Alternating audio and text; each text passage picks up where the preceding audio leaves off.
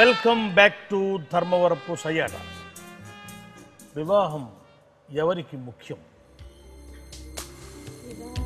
ఏ స్త్రీకి, బి పురుషుడికి, C పురోహితుడికి, D సమాజానికి.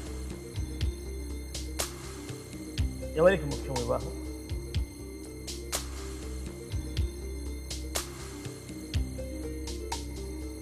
అసలు వివాహం ముఖ్యమేనా?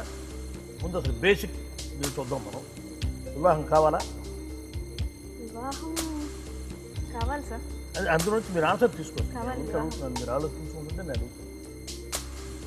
వివాహం కావాలన్నప్పుడు అది ఎవరికి ముఖ్యం? D sir. B. D. D. D అంటే ఏంటి? ఏముంది అక్కడ మీ దాంట్లో? సమాజానికి. సమాజానికి. డి సమాజానికి. చింతామణి, శ్రీలక్ష్మి గారు చెప్తున్నారు వివాహం ఎవరికి ముఖ్యం అంటే డి సమాజానికి అని. కరెక్టే, చాలా సంతోషం శ్రీలక్ష్మి గారు, మీరు చెప్పింది డి సమాజానికి.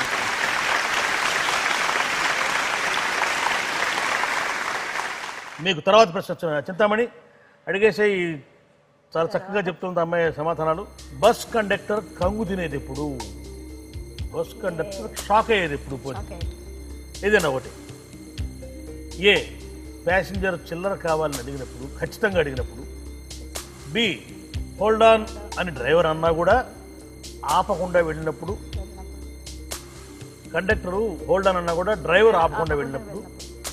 సి బస్కి యాక్సిడెంట్ అయి డ్రైవర్ సేఫ్గా ఉండి తాను గాయపడ్డప్పుడు.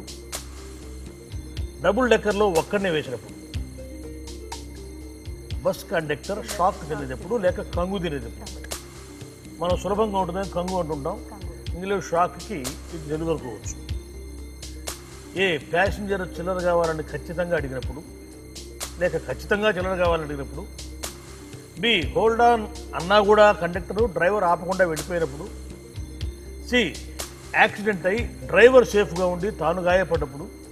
డి డబుల్ డెక్కర్లో ఒక్కనే వేసినప్పుడు.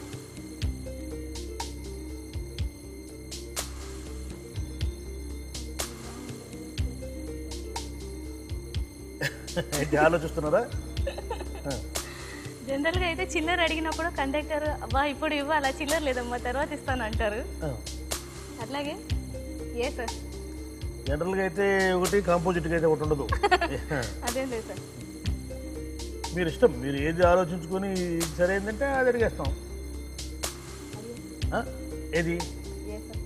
ఏంటిది? ఏ చిల్లర. ఏ ప్యాసింజరు ప్యాసింజర్ చిల్లర కావాలని ఖచ్చితంగా అడిగినప్పుడు. ఖచ్చితంగా అడిగినప్పుడు. చింతామణి, ఏ ప్యాసింజర్ చిల్లర కావాలి అని ఖచ్చితంగా అడిగినప్పుడు కరెక్టా? కరెక్ట్ సమాధానం చెప్పారు శ్రీలక్ష్మి గారు.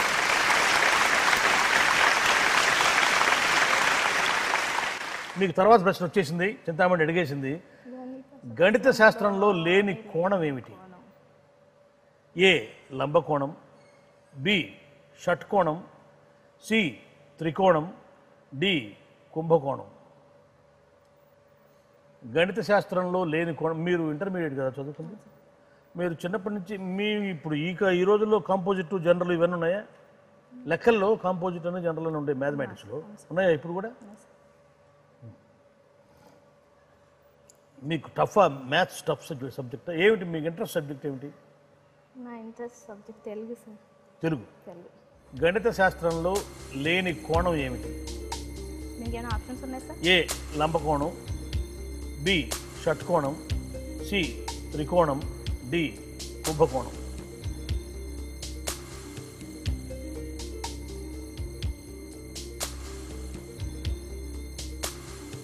డి.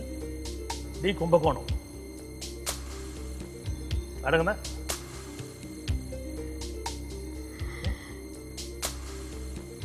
మీకు కావాలంటే ఇందులో 50-50 చేసే అవకాశం ఉంది. సమాధానం చెప్పట్లేదు, ఇబ్బందిగా ఉంది అనుకుంటే, అన్నీ ఒకేలా ఉన్నాయి, కన్ఫ్యూజన్గా ఉంది, లేకపోతే ఏదో ఇబ్బందిగా ఉంది అనుకున్నప్పుడు సగానికి సగం అని అడగచ్చు. ఎవరికైనా ఫోన్ చేసి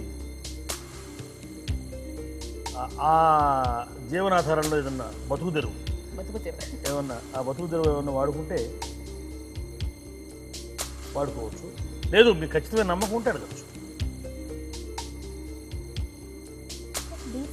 డి గణిత శాస్త్రంలో లేని కోణం ఏమిటి అంటే డి కుంభకోణం అంటున్నారు. చింతామణి, ఇది సరైన సమాధానమా? చాలా సంతోషం, చాలా సంతోషం.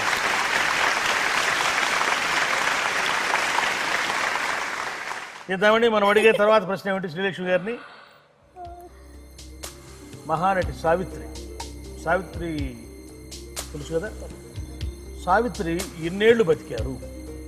ఏ 42 ఏళ్ళు, బి 46 ఏళ్ళు, సి 52 ఏళ్ళు, డి 56 ఏళ్ళు. మీరు ఆలోచిస్తూ ఉండండి. సమాధానాలు అంత తేలిగ్గా దొరకవు. మా చింతామణి అంత తేలికైంది కాదు, కొంచెం కఠినంగా ఉండే ప్రశ్నలే వేస్తుంది.